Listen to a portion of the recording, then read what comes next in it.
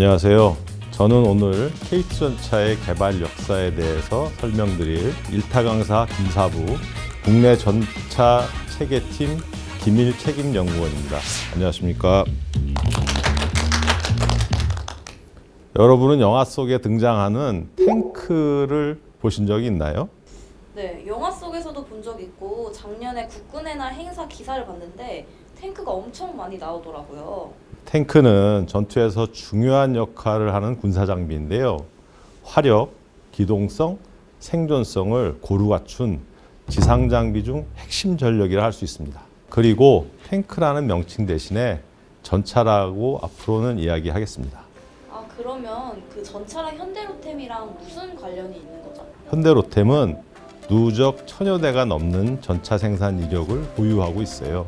게다가 현대로템에서는 전 세계에서 유일하게 양산이 진행 중이며 한국군의 주력 전차인 K2 전차를 생산하고 있습니다.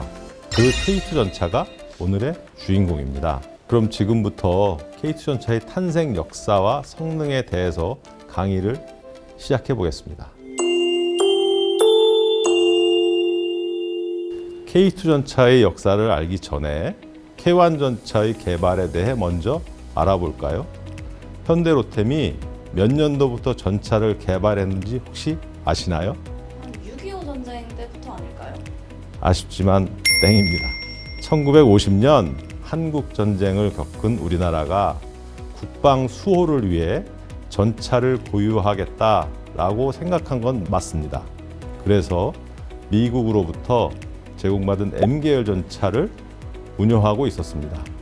그런데 1970년대 초 북한의 T-62 전차 보유 첩보에 따라 M계열 전차의 열세를 극복하기 위해 M계열 전차의 개조 작업을 시작으로 전차 개발에 참여합니다. 이때가 1977년입니다. 6.25 전쟁 당시 북한군이 가지고 온 소련제 T-34 전차 그리고 거기에 대응하기 위해서 미국으로부터 제공받은 MEA 셔먼 전차입니다. 그럼 국내 모델을 개발하기 전에는 미국의 전차를 사용하고 있던 건가요? 네, 맞습니다. 현대로템은 개조 작업을 통해 역량을 쌓아오다가 1984년에 비로소 미국의 GDLS사와 기술 협력으로 최초의 한국형 전차인 K1 전차 개발에 성공하고 1988년부터 양산에 착수합니다.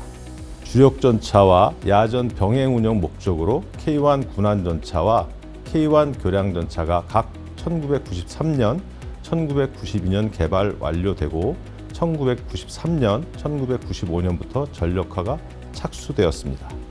이후 K1 전차의 화력과 생존성을 증대하는 K1A1 전차를 1998년에 개발하고 2001년부터 전력화에 착수합니다. 이와 같은 K1 전차의 성능 개량 및 계열화와는 별도로 화력, 기동성, 생존성을 증대하여 미래 전장 환경에 적용 가능한 주력 전차를 목적으로 K2 전차 개발 프로그램이 국방과학연구소 주도하에 1993년 개념 연구를 시작으로 착수됩니다. 그럼 K1 전차랑 K2 전차는 아예 다른 모델인 건가요, 사부님? 네, 맞습니다. 성능과 운용 개념 면에서 많은 차이를 보입니다.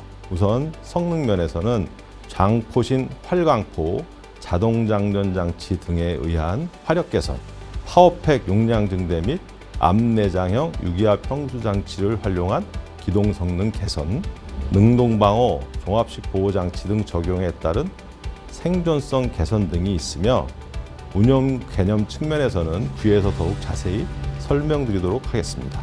K2 전차의 체계 개발은 2003년에 착수하여 기본, 상세 설계, 시제 제작, 시험 평가 및 규격화를 순차적으로 수행하였습니다. 시제 제작은 두 단계로 구분하여 기본 시제와 완성 시제로 제작하였는데 기본 시제 검증 간 문제점 및 개선점을 보완 반영하여 완성 시제를 제작하였으며 완성 시제를 대상으로 개발 시험 평가와 운용 시험 평가를 수행하였습니다. 시험평가 간 발생된 문제점 및 보완 요구 사항은 규격화 기술 자료에 반영하였으며 규격화를 끝으로 2008년 체계 개발을 완료하였습니다. 이후 2014년 K2 전차의 본격 양산 및 실전 배치를 착수합니다. 비로소 불과 반세기 만에 국산 기술력으로 세계 최정상급 수준의 3.5세대 주력 전차를 개발하고 양산하는 국가에 진입하게 되었습니다.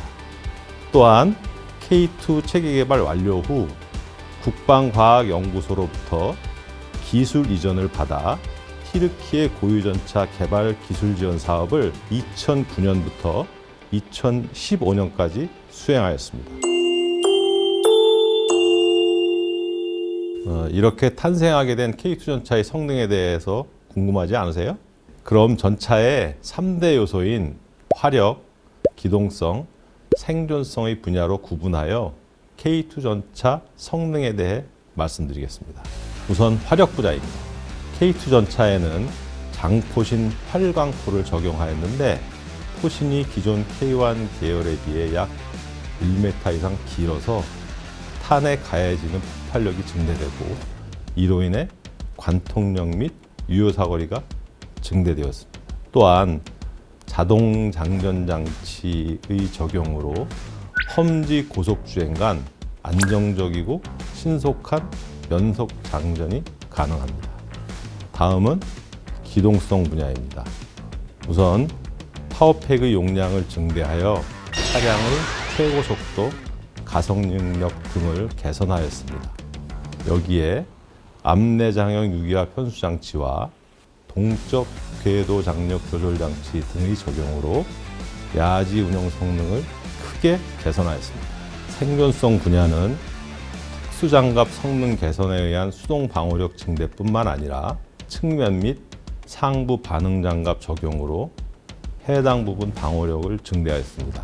또한 능동 방호 시스템은 날아오는 미사일을 회피하는 유도 교란형인 소프트킬을 적용하여 대전차 미사일 및 로켓에 대한 생존성을 개선하였습니다.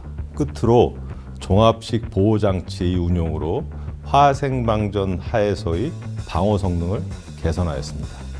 상기 3대 요소에 더해 운용성 분야의 개선은 모든 신호를 디지털화하여 승무원은 모니터 및 통제판을 통해 전차를 매우 쉽게 운영할 수 있고 실시간으로 고장 유무를 판단할 수 있습니다.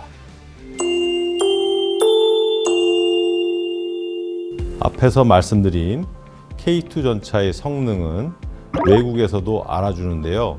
혹서 지역인 오만과 혹한 지역인 노르웨이 현지에서 해당 국의 요구로 현지 시험평가가 진행되었으며 화력, 기동성 및 디지털화된 전장관리 체계 등 세계 최고 수준의 성능을 보여주어서 전 세계적으로 주목받았어요. 이를 계기로 글로벌 방산 시장에 우리 흑표가 알려지게 됐죠. 그럼 이제부터 K2 전차의 수출길이 열리기 시작한 건가요? 네, 맞습니다. 저희 현대로템은 2009년 티르키예 K2 전차 기술 지원을 성공한 이후로 사업 확대의 기회를 노리고 있었는데요.